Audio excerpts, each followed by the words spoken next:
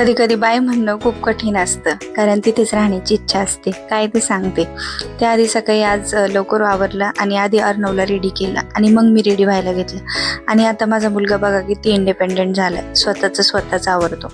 मुलं मोठी झाली की अजून हुशार होत जातात. आणि आज आम्ही जाणार होतो माझ्या मम्मी पप्पांना भेटायला, त्यामुळे जायची उत्सुकता फार होती.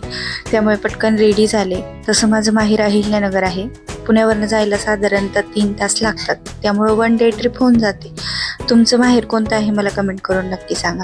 आता सगळ्यांचं आवरल्यावर आम्ही निघलो. सगळे आज बऱ्याच दिवसांनी एकत्र प्रवास करणार होतो, त्यामुळं मग सकाळी आवरण्याच्या गडबडीत नाश्ता काही बनवला नाही आणि मग गाडीतच असा कचोरीचा नाश्ता केला. आणि या सगळ्यात अर्णवची मस्ती सुरूच होती. गाडी साफ करण्याचं काम चालू होतं. आणि जेव्हा नगरमध्ये पोहोचलो एक वेगळाच आनंद झाला, आतून आनंद झाला. माझा आणि माझ्या सासूचं माहेर एकच आहे, म्हणजे नगरच. मग आधी आम्ही माझ्या आजोबा सासऱ्यांकडे गेलो आणि तिथं पंतो आणि आजोबाचं नातं असं पाहायला मिळालं. मग त्यानंतर तिथून आम्ही माझ्या माहेरी गेलो आणि तिथे गेले गेले अर्णवची आणि बाबाची अशी भेट चालू होती. आणि हा माझा भाऊ माझ्यापेक्षा मोठा आहे, पण माझ्यामुळे कायम पप्पाचे बोलणे खायचा. आपण कितीही मोठे झालो तरी आठवणी मात्र तशाच राहतात. मग थोड्या वेळ बसून आमच्या घराजवळ मेहर बाबांची समाधी आहे, तेथे दर्शनासाठी गेलो.